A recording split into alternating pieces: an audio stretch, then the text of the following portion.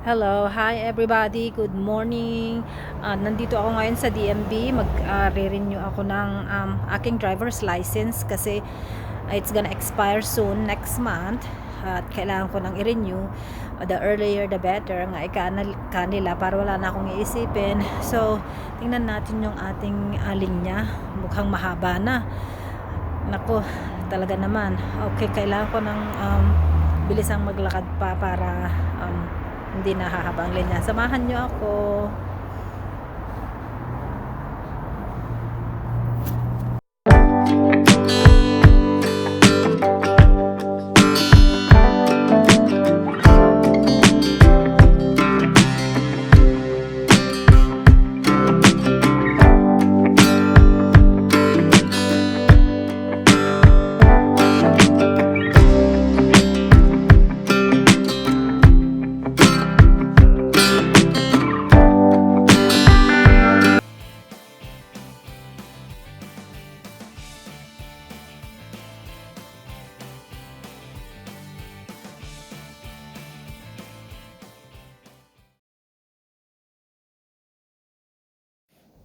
Hi guys, ito nandito na ako sa loob at naghihintay na rin akong matawag.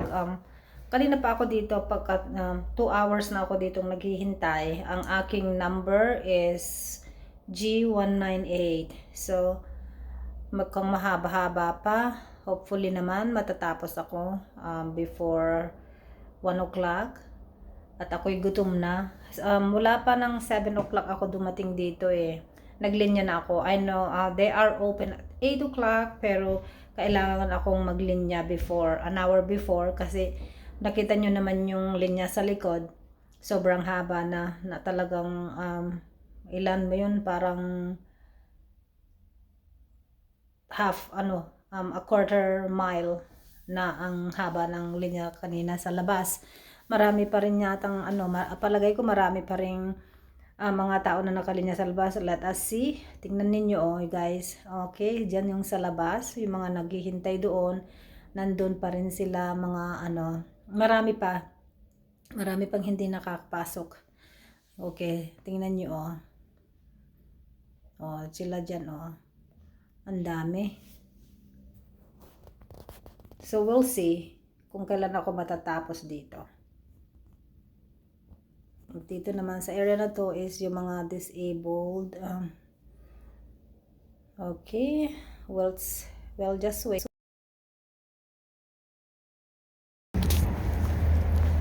Okay guys, tapos na ako. Tapos na akong mag-renew ng driver's license ko. Pauwi na ako. 3.5 hours ako dito na naghintay. At least naka-renew na ako ng driver's license ko at okay na siya. Hintayin ko na lang after 2 weeks they gonna be mailing out to me. So ayun, mayroong taong yung nandito ako sa parking lot ng DMV, yung mama sumusunod sa akin kaya hindi ko alam kung anong gusto niya. Yung nakasakay dyan yung nakasakay doon sa ng kotse niya, kanina pa nakasunod sa likod ko. Hindi ko alam kung anong niya o kung coincidence lang ba. Kaya dito muna ako sa likod ng isang sasakyan bago ako sasakay sa sasakyan ko.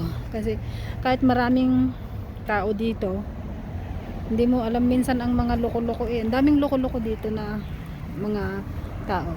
Tingnan natin kung andyan pa siya.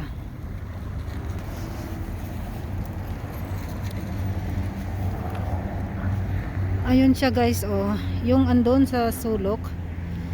Tingnan mo. Yung lalaki doon. Yung sa sulok doon. Hindi nga ako sasakay muna. Hi guys, okay, nandito na ako sa kotse ko. Nakaupo na ako dito sa kotse ko. Yung mama umalis na, finally umalis na. Ay nako, kinabahan tuloy ako. I don't know. Sa totoo lang dito sa Amerika o kaya sa Las Vegas, ang dami-daming mga sira-sira ulong tao na na hindi mo na lang alam, irarab ka nila o kaya huholdapin ka o kaya aagawin nila yung sasakyan mo, ganyan. Kahit madaling araw, kahit na ano, ang dami-dami, lalo na kapag ka ikaw ay babae, at alam nila na, lalo na pag nakikita nila na ikaw ay matatakutin, talagang ano, talagang tatargetin ka nila. So kailangan maging street wise ka dito, at saka maging matapang ka dito para ano, para hindi ka nila ano, lulukuhin, hindi ka nila take advantage. Pauwi na ako. At least I'm already done with my ano, my driver's license, and that is good. I can focus on cleaning up my house dahil Sabado ngayon, and also tidying everything that I need. Kailangan ko pang pumunta ko sa groceries, pero